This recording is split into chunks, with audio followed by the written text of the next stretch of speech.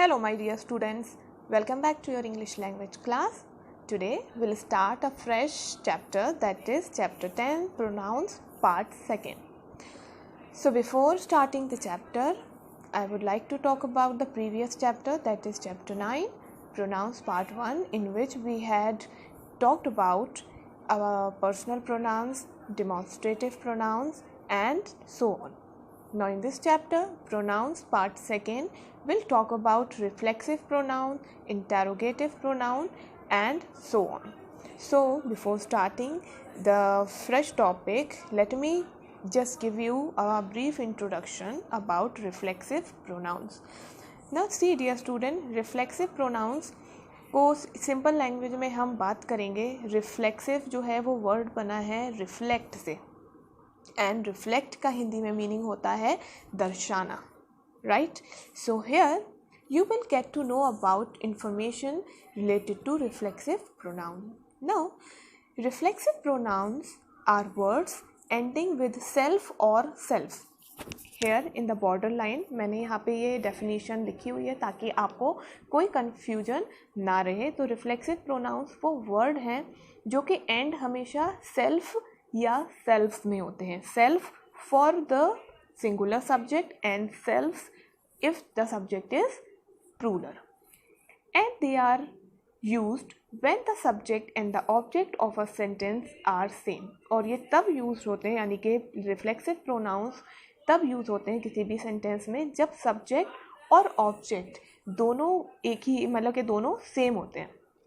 जैसे कि हमने बात की थी previous in the sentence chapter के सब्जेक्ट क्या होता है, द वन जिसके बारे में हम बात कर रहे होते हैं. And what is the object, object means the action, और जो भी हमने किया है, टॉकिंग अबाउट दैट, जो भी हमने वर्क किया है, जो भी हमने एक्शन किया है, दैट इज़ द ऑब्जेक्ट.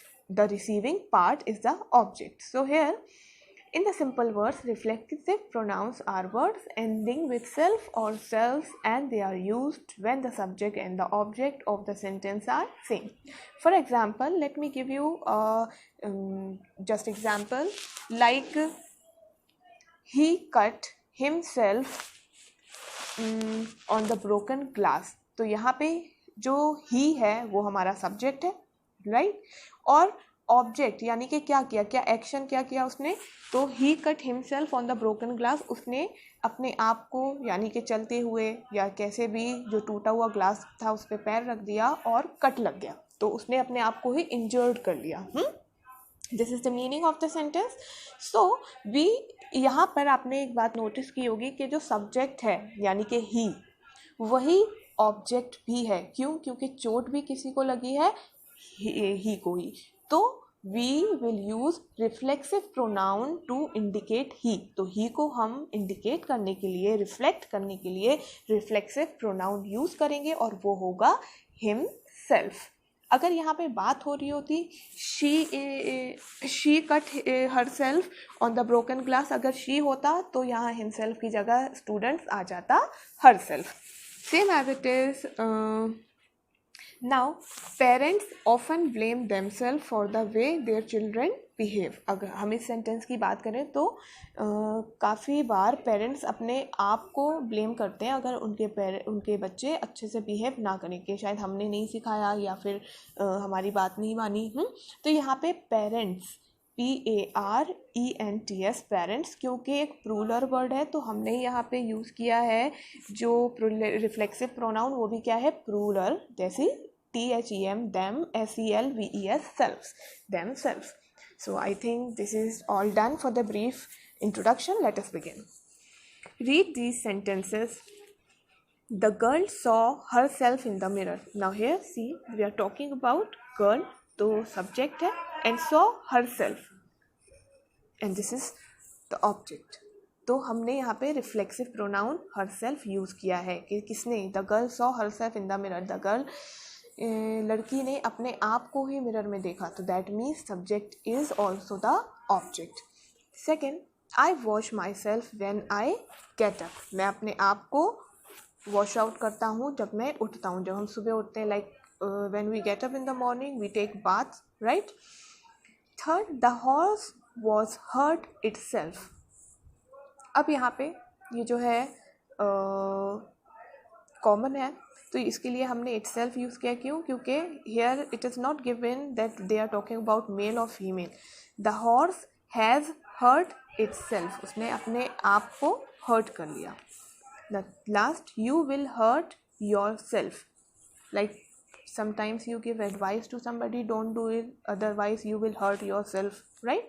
कैसे प्ले मत करो, otherwise you will hurt yourself, अपने आप को चोट लगा दोगे, अपने आप को चोट लग जाएगी, right? तो here the meaning of this sentence is this. Now whom did the girl see? अब हम यहाँ पे बात करते हैं कि ऑब्जेक्ट क्या है। फर्स्ट सेंटेंस में गर्ल ने किसको देखा? अपने आप को, तो we have used the reflexive pronoun herself. Second, whom do I wash up when I get up?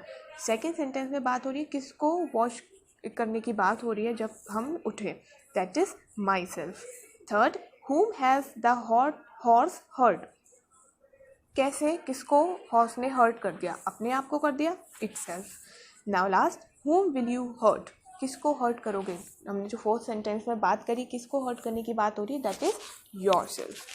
तो अब यहाँ पर जो हमारा सब्जेक्ट था वो सिंगुलर था, इसलिए देखिए हमने चारों ही सेंटेंस में जो रिफ्लेक्सिव प्रोनाउन यूज़ करे हैं डियर स्टूडेंट्स वो सिंगुलर हैं, her self, my self, it self and your self. अगर सब्जेक्ट प्लूरल होता तो हम उनकी जगह जब रिफ्लेक्सिव प्रोनाउन उनके लिए यूज़ करते तो रिफ्लेक्सिव प्रोनाउन भी हम प्लूरल ही यूज़ करते। Now we see that in each case the doer of the action is also the receiver of the action. अब इन सारे sentences में ऊपर जो हमने चारों sentence के बारे में पढ़ा, एक चीज़ हमने नोटिस की कि जो इन sentence में doer है वही रिसीवर भी है, यानी कि जिस इंसान ने जो काम किया, doer of the work, it is also the receiver of the action. In other words, the object denotes the same person or thing as the subject. जैसे मैंने आपको बताया that object and subject of the sentence are same. Here the definition is giving the pronouns myself, ourselves, yourself, yourselves, himself, herself, itself, themselves when used as the object of a verb or preposition are called reflexive pronouns. I hope it may be clear to you because I have already written here and I'll give you this. Now let me show you this chart. I have written it here ताकि आपको कभी भी confusion हो तो you can just see. And dear students, ये आपको कोई written work नहीं है, but I will suggest you and I will request you कि आप अपनी book में ऐसे ये chart बना लें, इससे आपको easy रहेगा। Like see, ये मैंने आपको ऊपर हेडिंग लिखी हुई है सब्जेक्ट, और ये जो है आपके इस साइड में मैंने हेडिंग लिखी हुई है रिफ्लेक्सिव प्रोनाउन। तो सब्जेक्ट यानी कि किसी भी सेंटेंस में अगर ये सब्जेक्ट दिए हुए हैं, लाइक अगर सब्जेक्ट दिया हुआ है आई, किसी भी सेंटेंस में अगर आपको आता है like fill in the blanks for the reflexive pronoun, okay, तो अगर आई है तो उसका रिफ्लेक्सिव प्रोनाउन क्या होगा, माई सेल्फ, यानी कि हम अपने लिए यूज़ कर रहे हैं, होता है ना। Like sometimes for example if I tell you I will do my work myself, कभी कभी कहते हैं ना मैं अपना काम अपने आप कर लूँगा या मैं अपना काम अपने आप कर लूँगी, तो there we will say I will do my work myself. तो अगर आई है आपका सब्जेक्ट तो reflexive pronoun will be myself. You अगर है तो reflexive pronoun will be yourself, like you should you do your work yourself. होता है ना कभी मम्मी दीदी पापा बोलते हैं you should do your work yourself, अपने आप करो, तो that means you are the doer and you are the receiver. Now third is he, अगर he कहीं यूज़ हो रहा है तो reflexive pronoun will be himself, like he himself has done the project work. like अगर she use हो रहा है सब्जेक्ट में तो reflexive pronoun will be herself, like she has done her all work, she has done the project herself. If the subject is it, तो the reflexive pronoun will be itself. If the subject is we यानी कि plural हो गया तो the reflexive pronoun will be ourself, है ना, we will do our work, तो here we will do our work ourselves, right? And if the subject is you अगर plural में हमने किया है like you all should do your work, So here the reflexive pronoun will be yourself, like you all should do your work yourselves. Here we will not use self because you यहाँ पे हमने plural के लिए use किया है, ना कि singular के लिए. Okay dear students, and the last subject I'm talking about, if the subject is given in the sentence they, then the reflexive pronoun you will use themselves. Okay, so this is all just to make your work easy. I have write it here, so आपको भी मैं request करूँगी write कर लीजिए. So this is all the explanation we had done today. If you have any problem, dear students, just feel free to talk and send me your queries. I will solve it as soon as it possible.